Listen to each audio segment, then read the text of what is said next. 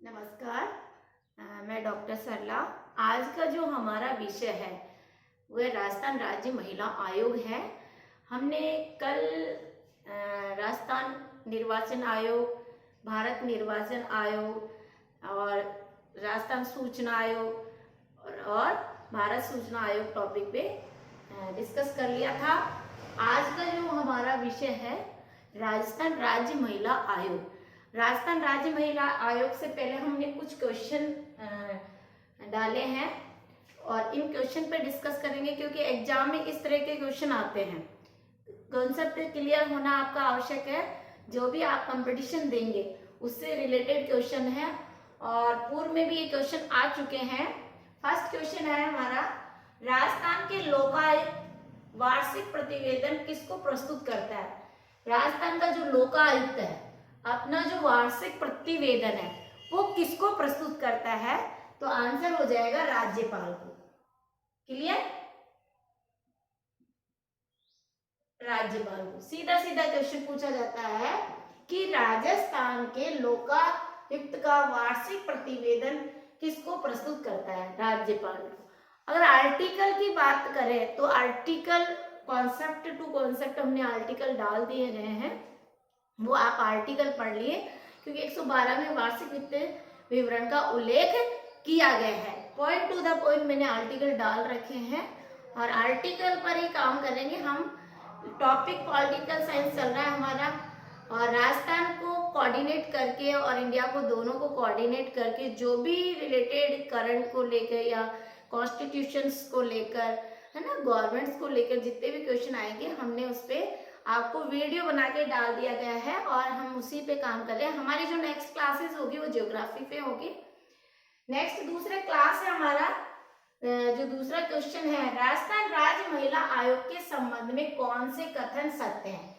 देखिए इस तरह के क्वेश्चन ज्यादा आते हैं, क्योंकि या तो वो स्टेटमेंट और कंक्लूजन से संबंधित देंगे या फिर स्टेटमेंट्स में कौन राइट है या मैच संगत और असुमेलित और असंगत से संबंधित क्वेश्चन देंगे। तो अपन डिस्कस कर, सबसे तो पहले हमारा टॉपिक ही है राजस्थान राज्य महिला आयोग। देखिए जो राजस्थान राज्य महिला आयोग है, जिसको हम RSWC भी बोल सकते हैं, राजस्थान राज्य महिला आयोग, Rajasthan state women commission, Rajasthan state women commission, RSWC। भारतीय संविधान ने जो प्रदत्त अधिकार के अंतर्गत लिंगीय जो भेदभाव है उनको समाप्त करने के लिए वह महिलाओं के जो हित हैं, महिला के हित, उनको संरक्षित और सम्मानित करने के लिए, उनको सम्मान देने के लिए, उनको प्रोटेक्शन देने के लिए एक राज्य महिला आयोग का गठन किया गया था। और वो राज्य महिला आयोग का गठन कब किया गया था? 15 मई 1999 को, 15 मई 1999 को महिलाओं में जो और पुरुष में जो लिंग भेद है, इक्वलिटी न होके इनइक्वलिटी है, असमानता है, इनइक्वलिटी असमानता है उनमें, और उस असमानता को, उनके बीच में जो भेद है उसको खत्म करने के लिए और महिलाओं को प्रोटेक्शन देने के लिए राजस्थान राज्य महिला आयोग का गठन किया गया था 15 मई 1999 को, 15 मई 1999। क्लियर? क्योंकि ऐसे सीधा सीधा क्वेश्चन भी पूछा जाता है कि राज्य महिला आयोग का गठन कब किया गया था? तो राज्य महिला आयोग का गठन 15 मई 1999। क्लियर? और ये गठन जयपुर में, पूछ ले तो इसका कार्यालय कहाँ है? जयपुर। नेक्स्ट, यदि बात आ जाए इस आयोग के गठन हेतु, इस आयोग यानी RSWC आयोग के गठन हेतु कोई भी हम प्रोजेक्ट बनाते हैं तो डिस्कस करते हैं, कमेटी बनाते हैं, पहले प्री प्लान बनाया जाता है। तो इस आयोग के RSWC आयोग के गठन हेतु 23 अप्रैल 23 अप्रैल, ये भी डेटा याद कर लेना, 23 अप्रैल को एक विधेयक राजस्थान में लाया गया, एक विधेयक, और वो विधेयक क्या था? राजस्थान राज्य महिला आयोग, राजस्थान राज्य महिला आयोग। और इसको मंजूरी कब मिल गई थी? 1909, और इसको विधानसभा में भी इसे पारित कर दिया, राजस्थान विधानसभा ने भी कब पारित कर दिया? 23 अप्रैल 1999। क्योंकि कॉन्सेप्ट ये भी आ सकता है, कॉन्सेप्ट ये भी, क्वेश्चन दोनों तरीके से घुमा के पूछ सकते हैं, कहीं कोई उलझन नहीं है, आपको कॉन्सेप्ट को क्लियर करना है। 15 मई, 23 अप्रैल और एक डेटा और लर्न करना है, 25 मई 1999, 25 मई 1999, 25 मई 1999 से 24 अप्रैल 2002 तक किसका?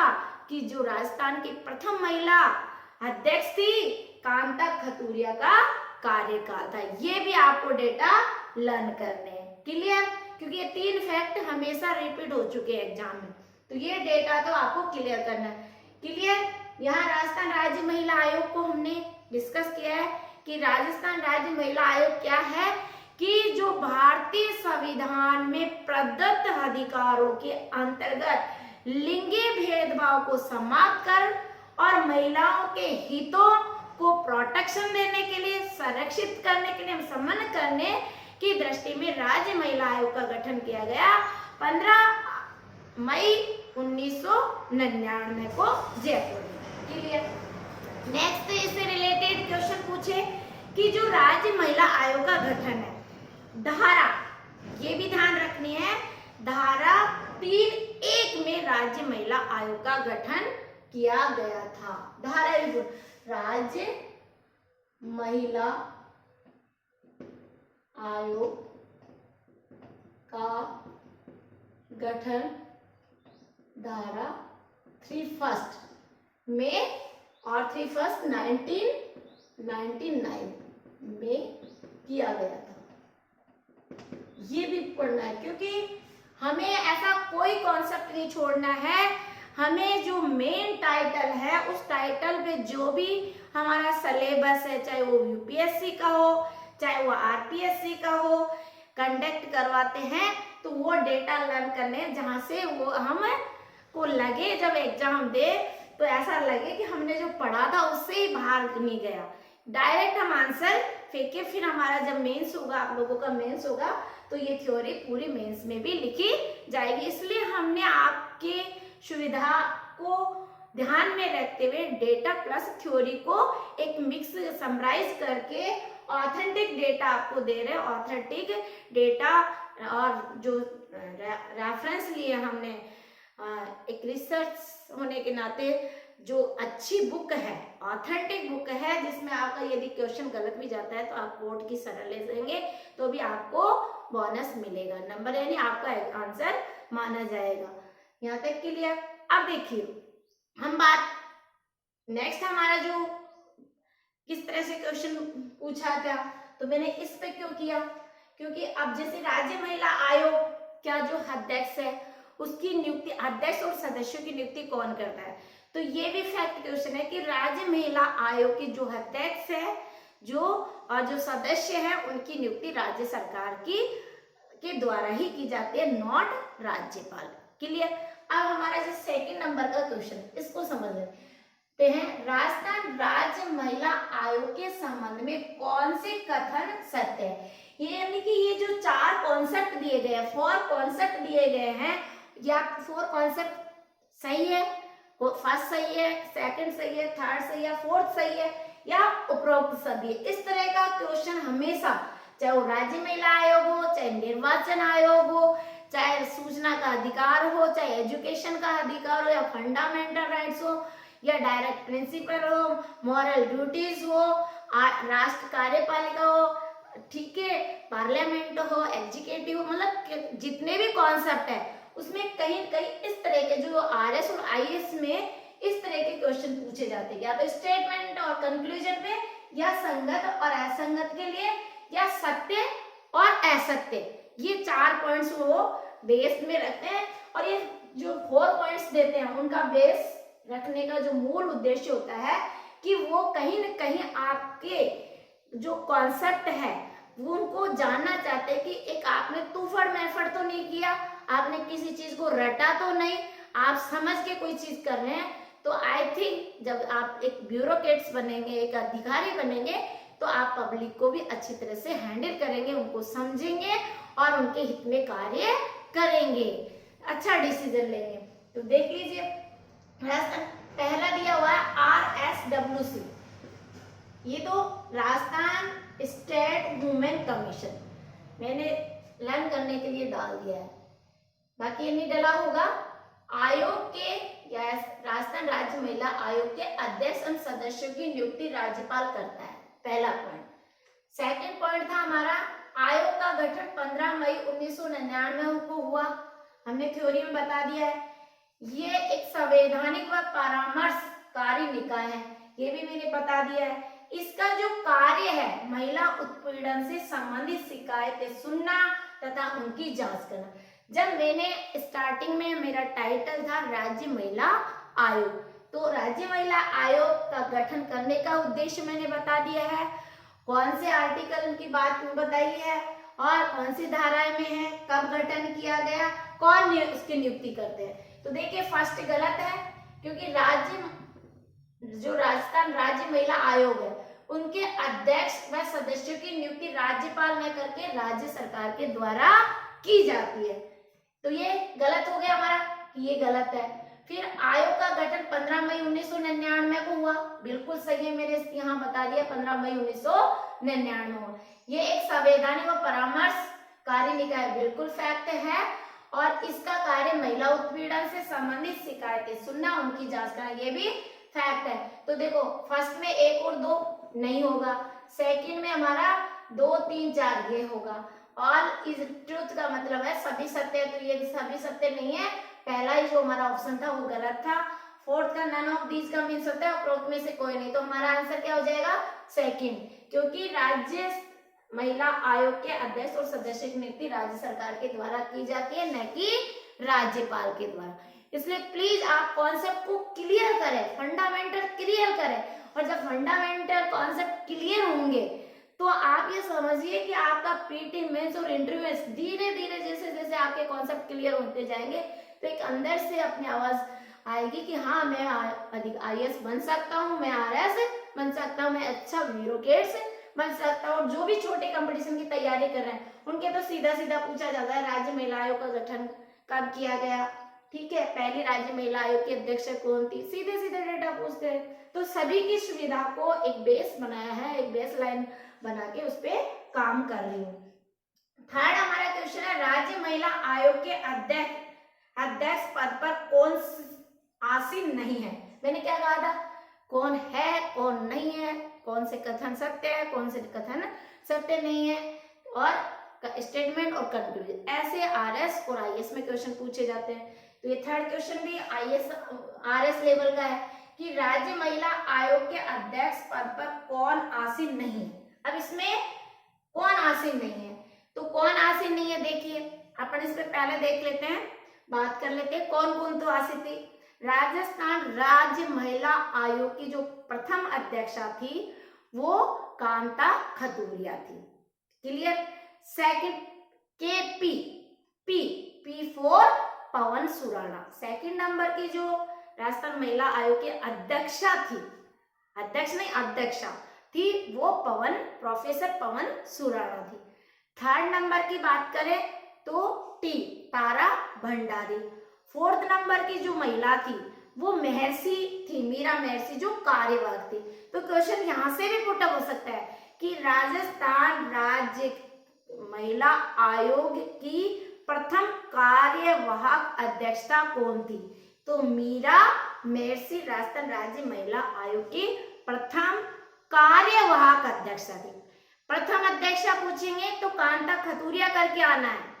जैसे कल मैंने कहा था कि 65 वर्ष से 5 वर्ष ये दिया है, क्योंकि दोनों डेटा 62 वर्ष से 62 राज्य स्टेट लेवल की बात करें तो 65 से 5 वर्ष, वो 62 और 5 वर्ष नहीं देगा, तब तो देगा तो हमारा वो रहेगा 65 से 5 वर्ष। एक ही डेटा, क्योंकि उनको भी फिर कोर्ट में जाना, कोर्ट में चैलेंज हो जाता है स्टूडेंट, या फिर बोनस अंक देने पड़ते हैं। जो भी मीटिंग होती है, ऑथेंटिक डेटा होते हैं, उसी वही क्वेश्चन बन के आते हैं 99%। कोई 1% टेक्निकल इशू हो जाता है, हो सकता है टाइप में भी करने वाले की, या कुछ भी हो सकते हैं, तो ऐसी प्रॉब्लम। बाकी 99% तो जितने भी एक्सपर्ट बैठते हैं, जितने भी पेपर्स बनाते हैं, सेलेक्ट करते हैं, तो सबके व्यू होता है, एक्सपर्ट कमेटी बैठती है, पूरी फाइनल डिसीजन के बाद में डन 99% क्वेश्चन और एक्सप्लेन सहित मिल जाता है, तब जाके वो प्रेस में जाते हैं। इसलिए आपको तो सिर्फ इतना ही फोकस रखना है कि मुझे केवल ओनली फॉर एक सीट से मेरी टक्कर है, मुझे तो एक सीट पानी है। चाहे आप आरएस की तैयारी कर रहे हैं तो मुझे आरएस बनना है, 150, चाहे 10 ही सीट क्यों आए, लेकिन मुझे आरएस बनना है, मेरी एक सीट कवर करनी। आप आईएएस बन रहे हैं तो कितनी सी वैकेंसी आए, आपको ये माइंड में अपना माइंड सेट करना है कि मुझे एक सीट मिलनी चाहिए। ओके, तो फर्स्ट हो गया Kanta Khaturia, second professor KP से काला पानी, ऐसे हमने ट्रिक्स बनाए भाई, काला पानी, के for Kanta Khaturia, P for professor Pawan Surana, T से तारा भंडारी, टी से तारा भंडारी, के पी टी एन, टीएम के पी, कांता खतूरिया, प्रोफेसर पवन सुराणा, तारा भंडारी और एम फॉर मीरा मेहसी। ये प्रथम महिला अध्यक्ष है, ये प्रथम महिला कार्यवाहक, यहाँ मीरा मेहसी कार्यवाहक, ये तो परमानेंटली है। प्रथम महिला अध्यक्षा पूछेंगे तो कांता खतूरिया, और ये प्रथम कार्यवाहक अध्यक्षा मीरा मेहसी। मीरा मेहसी के बाद में लाड़ Kumari Jain, ML, Lad Kumari Jain, ML, M for Meera Mehsi, L for Lad Kumari Jain, लाड़ कुमारी जैन। अब देखिए लाड़ कुमारी जैन, सरिता, आप मेहसी के बाद में मैं यहाँ पे एस और एस, सरिता सिंह और लाड़ कुमारी जैन, सॉरी पहले सरिता सिंह आ जाएगा फिर लाड़ कुमारी जैन। हम इसको यहाँ से, आप अगर फर्स्ट और सेकंड आपका क्वेश्चन, आप ये इसको स्क्रीनशॉट ले लीजिए, फिर मैं समझा दे, फर्स्ट और सेकंड मिटा रही हूँ, उतार लीजिए आप लोग सब, और जो ऑनलाइन है वो आप प्लीज स्क्रीनशॉट ले लें। हमारी जो भी क्लासेस होती है तो आपको, आप तक भी रेगुलर क्लासेस आप तक भी पहुंचा रहे हैं। अब देखिए इसके अपन ट्रिक्स देख ले पहले, क्योंकि ये जो हमारा क्वेश्चन है, थर्ड क्वेश्चन है, उसी से क्लियर हो जाएगा। मैंने कहा काला पानी, कैसे, प्रथम अध्यक्षा कौन थी, कांता खतूरिया, कांता खतूरिया।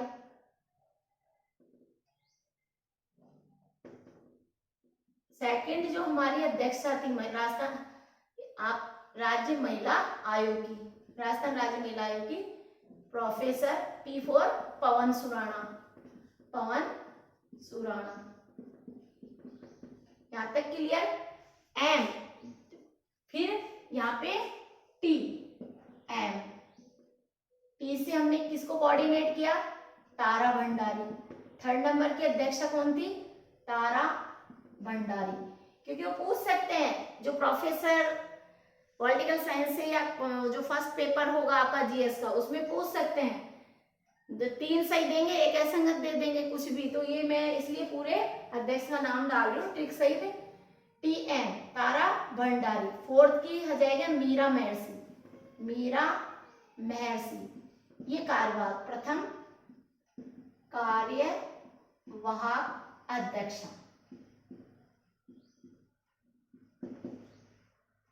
प्रथम कार्यवाहक अध्यक्ष। अब देखिए यहां तक 4 तक आपको याद रह गया। अब अपन बात करते हैं doctor Sarita Singh, S, S L, doctor Sarita Singh,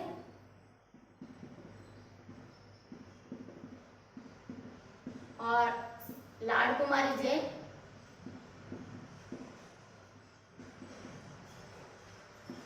और 7 और 8 तो वैसे ही याद हो जाएगा। 7 सुमन शर्मा, लाडू कुमारी जैन के बाद में सुमन शर्मा। S for Suman Sharma. और वर्तमान में 8 नंबर पे है, वर्तमान में है श्रीमती रेहाना रियाज चिश्ती। श्रीमती सब आप लगा सकते हैं। श्रीमती रेहाना रियाज चिश्ती जो वर्तमान में है। और मैंने पहले फर्स्ट में ही जब हमारा डिस्कस हुआ था वो डेट रहती कि 25 मई 1999, 25 मई 1999 से 24 अप्रैल 2002। अब देखिए कुछ स्टूडेंट ऐसे कहते हैं कि आपको मान लीजिए ये डेट याद कर लीजिए, फर्स्ट वाली डेट याद कर लीजिए, लास्ट ये भी याद नहीं करे तो ये कर सकते हो 25 मई 1999 से 2002, ये तो कम से कम रट सकते हो, समझ सकते हो। बाकी इनका जब डेटा याद नहीं रहता है तो सबसे बेस्ट डेटा की याद की जरूरत नहीं है, अगर आ जाए तो आप लगा सकते हैं। फर्स्ट नंबर पे कांता खतूरिया, सेकंड नंबर पे पवन सुराणा, थर्ड पे तारा भंडारी, फोर्थ पे मीरा महर्षि और डॉक्टर जो सरिता सिंह है ये भी कार्यरत, और लाडू कुमारी जैन, सुमन शर्मा। और वर्तमान में जो है हमारे राजस्थान राज्य महिला आयोग के अध्यक्ष है रेहाना रियाज चिश्ती, और इसका जो कार्यकाल है, रेहाना रियाज चिश्ती ये इसका है, ध्यान रखना 25 फर्स्ट कांता खतूरिया का, एक मिनट आप यहाँ डाल देती हूँ क्योंकि आप इसका समझोगे रेहाना का ये नहीं है, कांता खतूरिया का है। पहले कार्यकाल जो रेहाना का है वो कहीं रटने की जरूरत नहीं है, 12 फरवरी 2022, रेहाना का 12 फरवरी और 2022 ये 12 फरवरी से कार्यरत है। और ये कांता खतूरिया का, ये आपको बिल्कुल रहना 25 मई 1999 से 2002, ये तो आपको डेट रटनी पड़ेगी क्योंकि वर्तमान का और प्रथम का तो पूछा ही जाता है। क्लियर? तो अब आ जाइए हमारे थर्ड क्वेश्चन पे। मैंने पूरे अध्यक्षा लिखा दिए राजस्थान राज्य महिला आयोग के। अब राजस्थान राज्य महिला आयोग के अध्यक्ष पद पर कौन आसीन नहीं है? गिरिजा व्यास, कांता खतूरिया, लाडू कुमारी जैन, तारा भंडारी। तो फर्स्ट ऑप्शन क्या हो जाएगा क्योंकि गिरिजा व्यास नहीं है। क्लियर? क्योंकि ये हमारी क्या है, भारतीय महिला आयोग की अध्यक्षा में है, न कि राजस्थान राज्य महिला आयोग की अध्यक्षा रही है। क्लियर? अब देखिए नेक्स्ट क्वेश्चन आता है फोर्थ नंबर का। राजस्थान लोक सेवा गारंटी अधिनियम 2011 का क्या उद्देश्य था? लोक सेवा गारंटी अधिनियम, राजस्थान लोक सेवा गारंटी अधिनियम के क्या उद्देश्य थे? 2011 में उन्होंने क्या हेडलाइन रखी थी? फर्स्ट पारदर्शिता लाना, सेकंड शिकायतें निवारण तंत्र उपलब्ध कराना, और थर्ड थी सेवा प्राप्ति का अधिकार देना, और फोर्थ है ऑल इज ट्रूथ। तो देखिए राजस्थान लोक सेवा गारंटी अधिनियम 2011 का उद्देश्य पारदर्शिता लाना भी था, शिकायत निवारण तंत्र उपलब्ध कराना भी था, सेवा प्राप्ति का अधिकार देना भी था। तो इसका आंसर हो जाएगा ऑल इज ट्रुथ। इस तरह के भी आरएस में क्वेश्चन पूछे जाते हैं। और जो भी प्रोफेसर असिस्टेंट जो कॉलेज प्रोफेसर की वैकेंसी कल ही आई है तो उसके भी जो फर्स्ट पेपर जीएस का होगा उसमें 50% लाना अनिवार्य है, तभी आपका सेकंड पेपर क्वालिफाइड होगा। तो उनके लिए भी ये क्वेश्चन वेरी मोस्ट है और उनके टाइटल भी है राजस्थान राज्य महिला आयोग का।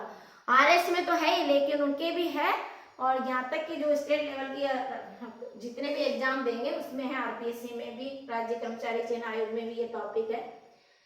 5th नंबर का क्वेश्चन है, राजस्थान राज्य सूचना आयोग का गठन कब किया गया था? कल ही मैंने पढ़ाया, देखो क्वेश्चन आ गया, राजस्थान राज्य सूचना आयोग का गठन कब किया गया था? 18 अप्रैल 2006।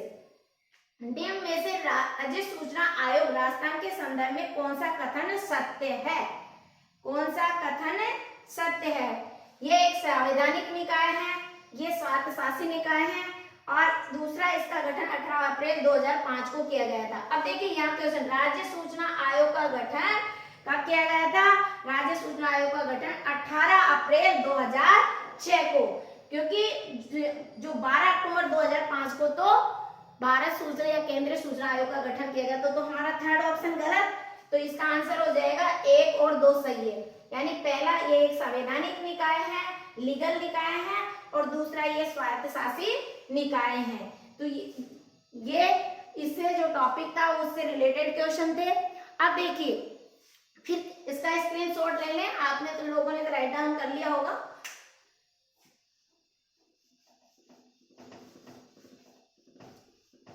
अब नया कुछ संशोधन हुआ, उससे जो अमेंडमेंट आया उससे रिलेटेड भी क्वेश्चन 100% आरएस में आने की संभावना है, तो और मेंस में भी ये टॉपिक पूछा जाएगा।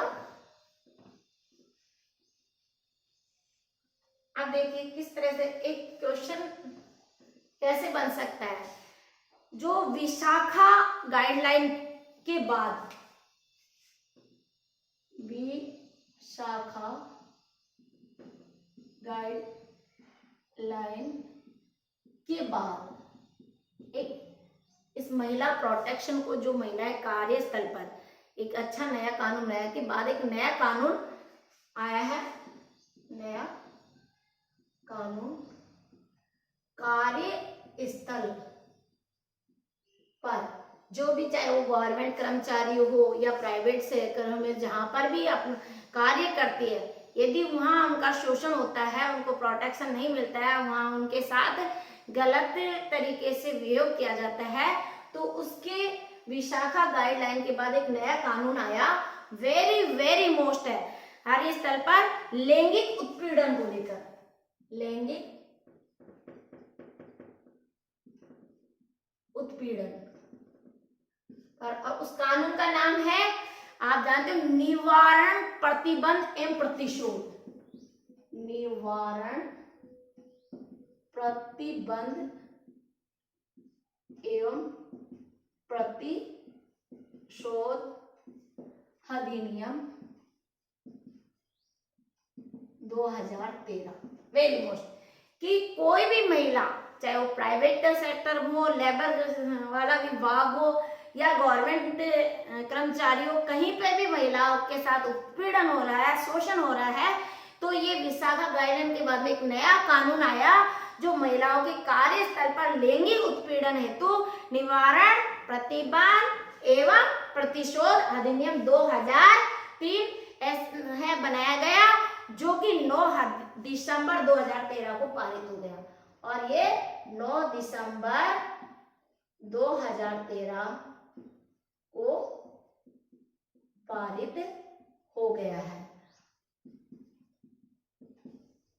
देखिए, यदि किसी महिला का शोषण हो रहा है तो वो खुद आयोग में जा सकती है, RSWC में जा सकती है, या चाहे वो डाक विभाग के द्वारा अपनी पीड़ा लिखित में भेज सकती है या ईमेल कर सकती है, तो उस पर तुरंत कार्रवाई होती है, उसमें किसी प्रकार की कोई डील नहीं बरती जाती है। लीगली प्रोसीजर, आपको लीगल कानून को तो हाथ में लेना पड़ेगा अगर आपको न्याय ही लेना है।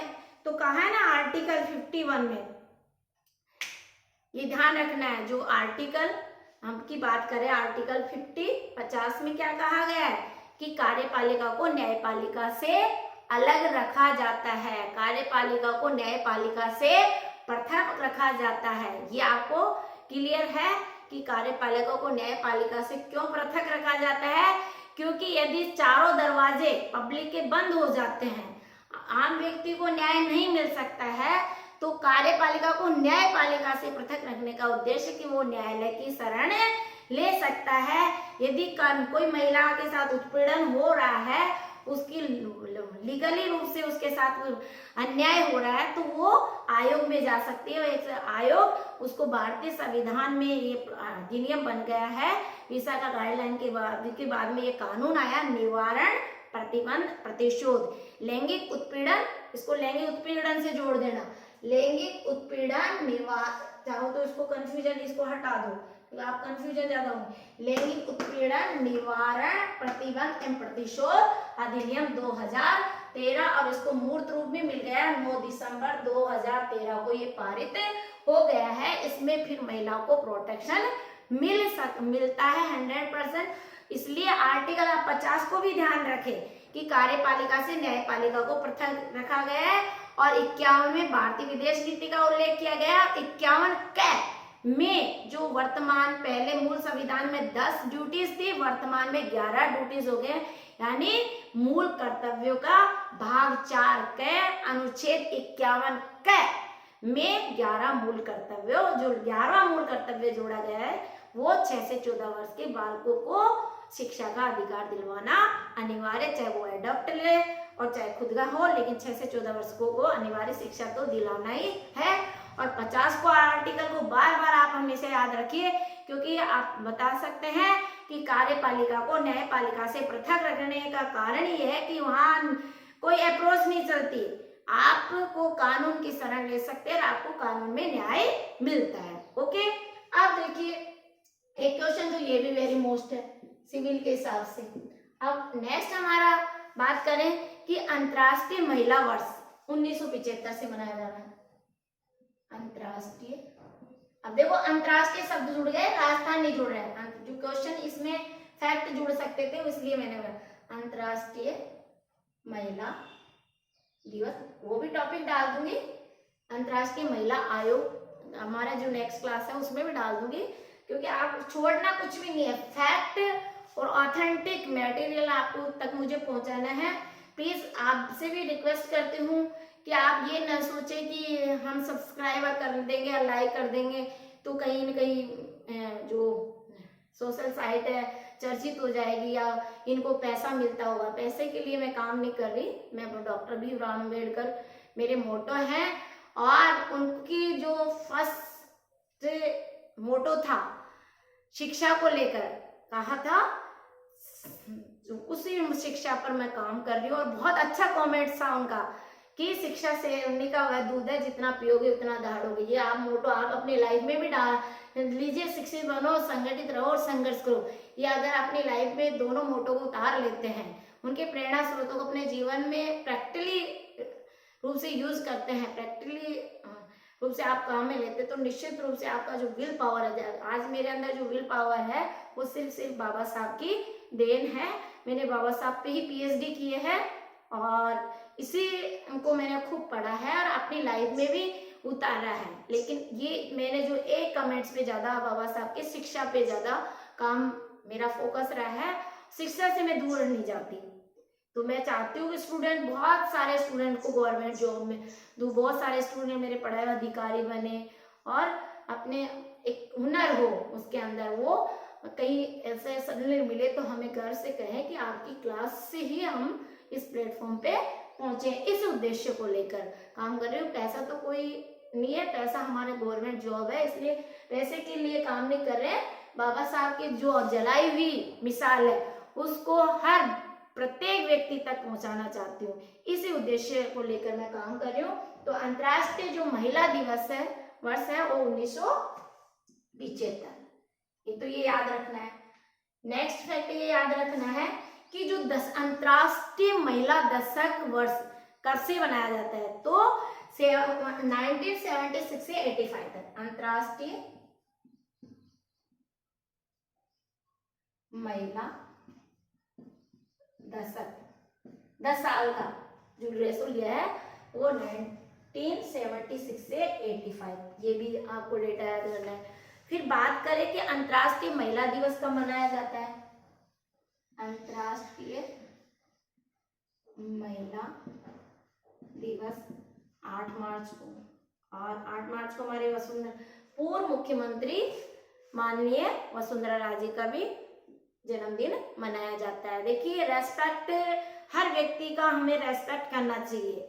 हमारे अंदर किसी के प्रति ध्रुव विचार अलग हो सकते हैं हमारी, लेकिन भावनाएं, सहयोग की डेडिकेशन ये एक होनी चाहिए। हमें हमेशा हेल्पफुल नेचर का होना चाहिए, पॉजिटिव, चाहे हमारे सामने वाले हमारे प्रति नेगेटिव सोच रखे, लेकिन हम एक भारतीय नागरिक होने के नाते हम हमेशा पॉजिटिव रहे। एक ये है था कि जो राष्ट्रीय महिला नीति बनी, ये भी आपको लर्न करना है। राष्ट्रीय महिला नीति कब बनी? राष्ट्रीय महिला नीति 1996 को, 1996 में।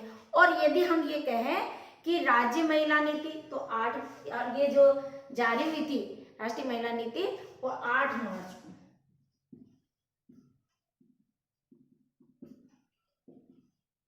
8 मार्च, ये आपने 2000, ये भी क्वेश्चन आ सकता है। एक आपने सुना होगा CEDAW, CEDAW, ये सुना है?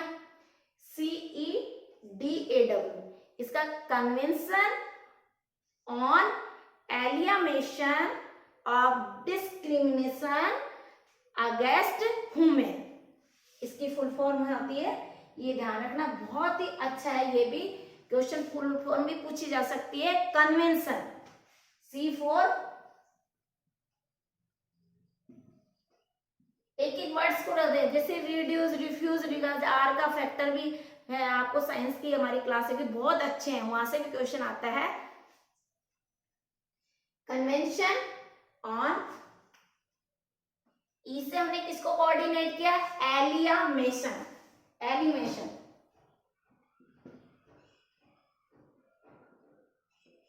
ठीक है। फिर हमने डी को ऑफ डिस्क्रिमिनेशन, ये बहुत अच्छी है, आपके एग्जाम में पूछी जा सकती है फुल फॉर्म। जैसे पटारी वगैरह में तो ऐसे वर्ड्स भी हो जाते हैं, तो 1-2 क्वेश्चन तो फुल फॉर्म में से रिलेटेड भी पूछा जाता है, इसलिए आप प्लीज इसको लर्न कर ले। डिस्क्रिमिनेशन,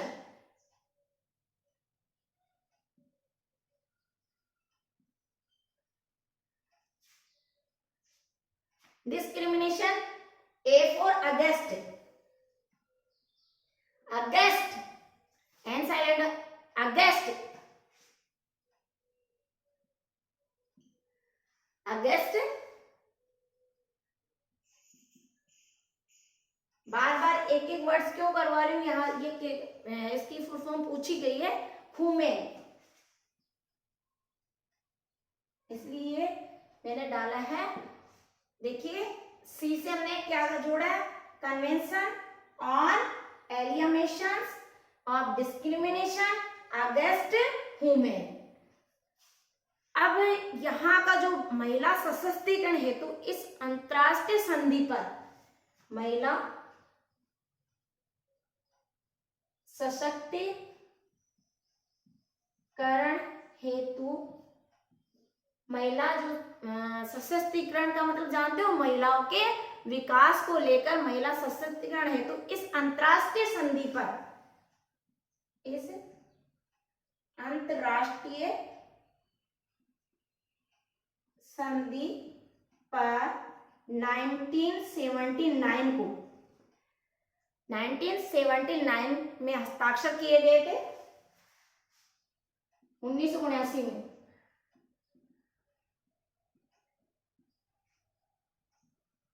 किए गए, और फिर भारत ने इस पर 9 जुलाई 1993 को हस्ताक्षर किए। भारत ने जुलाई 1993 पर हस्ताक्षर कर दिए। देखिए महिला सशक्तिकरण को लेकर एक अंतरराष्ट्रीय, कोई भी हम डील करते हैं, दो के बीच में, दूसरों को व्यक्ति के बीच में, व्यक्ति के बीच में डील में समझौता, तो महिला सशक्तिकरण हेतु इस अंतरराष्ट्रीय संधि पर हस्ताक्षर कब हो गए थे? 1979 में हस्ताक्षर किए गए। भारत ने भी फिर इस पे हस्ताक्षर कर दिए 9 जुलाई 1993 को। यहाँ से क्वेश्चन आ सकता है, जो मैंने फैक्ट लिए हैं, जहां से मुझे लगता है कि 100% मैं श्योर हूँ कि यहाँ से क्वेश्चन आ सकते हैं। पिछले जो आरएस के 5 साल के पेपर, 5-7 साल के पेपर देखे मैंने और यूपीएससी में भी देखे, तो उनका में किस तरह के क्वेश्चन आ रहे हैं, वो टाइटल में जो आरएस में पिछले 5-6 साल से टाइटल आ रहे हैं, उन टाइटल में से नए नए क्वेश्चन, उन जो पिछले क्वेश्चन आगे जो इम्पोर्टेंट संभावित है उनको लिए हैं, और कुछ नए उसी टाइटल से, टाइटल है ना, उसी टॉपिक से एक एक टॉपिक पे काम कर रही है। दिन में मान लीजिए एक दिन में आप 4 टॉपिक पे, 5 टॉपिक, 5 टॉपिक पे काम कर सकते हैं, तो फिर आपका जो संडे को मैंने बोल ही रखा है कि आप रिवीजन करिए। और कल हमारी जो कार्यशाला है वह निःशुल्क रहेगी, हमारी तो वैसे भी निःशुल्क है, लेकिन जो भी कंपटीशन की तैयारी कर रहे हैं किसी भी कंपटीशन को लेके, तो वो रविवार को आ सकते हैं। मेरे नंबर है 9828861404। रविवार को, प्रत्येक रविवार को 11 से 4 बजे के बीच में आपको जितने भी कंपटीशन को लेकर कंफ्यूजन है, क्या पढ़ना चाहिए क्या नहीं पढ़ना चाहिए, नोट्स वगैरह सारी सुविधाएं अवेलेबल है। केवल जीरोस के पैसे लगते हैं, इसलिए आपकी रविवार की कार्यशाला में आप पधार सकते हैं। और मैं तो यही कहना चाहूंगी कि आप पूरे डीपली मन लगाकर तैयारी करें। सफलता किसी की मोहताज नहीं होती है। यदि ईमानदारी से मेहनत करते हैं, वर्क करते हैं, स्मार्ट वर्क करते हैं, हार्ड वर्क करते हैं, तो सफलता भी हमारा वेट करती है, न कि हम उनका वेट करें। हम सफलता का वेट नहीं करें, हम पूरे अपनी डेडिकेट होकर तैयारी करें। Thank you so much. और अगला हमारी जो भी क्लास होगी वो आपको टाइटल से बता रहे हैं। तो थैंक यू सो मच, और लाइक करिए, सब्सक्राइब करिए और लोगों को भी शेयर कीजिए ताकि बहुत सारे स्टूडेंट लाभान्वित हो सके।